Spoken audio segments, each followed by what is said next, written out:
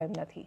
જ્યારે પ્રવક્તા મંત્રી એવું કહી રહ્યા છે કે ગામનું કોઈ સામેલ નહોતું ને બહારના માણસોએ આવીને પોલીસ પર પથ્થરમારો કર્યો, પોલીસ પર હુમલો કર્યો અને પોલીસની સાથે ખરાબ વર્તન કર્યું, તો ગામના ઘરમાં ઘૂસીને પોલીસ કોને મારવા ગઈ હતી?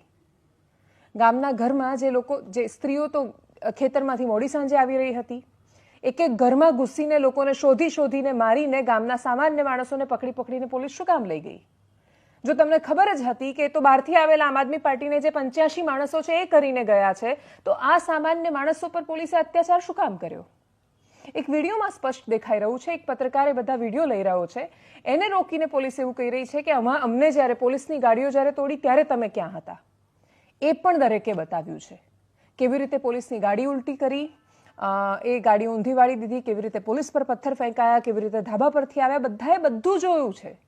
પણ પછી એ પણ જોયું છે કે પોલીસે બદલો લીધો, પછી એ પણ જોયું છે કે પોલીસ ઘરમાં ઘૂસી, પછી એ પણ જોયું છે કે પોલીસે કશું જ જાણ્યા વગર, એટલે એક બેન કહી રહ્યા હતા એક વિડીયોમાં કે એક ડોક્ટર ઇન્જેક્શન આપવા માટે આવ્યા હતા ગામમાં વિઝિટમાં, એમને ઉઠાવીને લઈ ગઈ પોલીસ, જે મળ્યું એ બધાને ઉઠાવીને લઈ ગયા।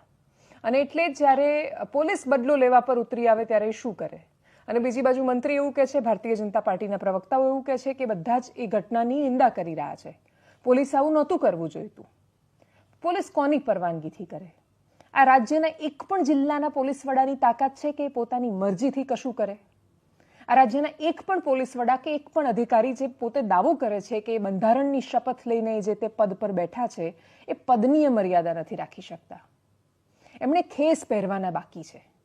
મોટા ભાગના અધિકારીઓ ખેસ પહેરવાના બાકીને કાર્યકરની જેમ એમણે લિટરલી પેલું રેલીઓમાં ઘરે ઘરે જઈને વોટ માંગવાના બાકી રાખ્યું છે। અમુક અપવાદરૂપ અધિકારીઓ ગુજરાતની પાસે આજે પણ છે, પણ એ અપવાદરૂપ છે ને આંગળીના વેઢે ઘણા એવા છે।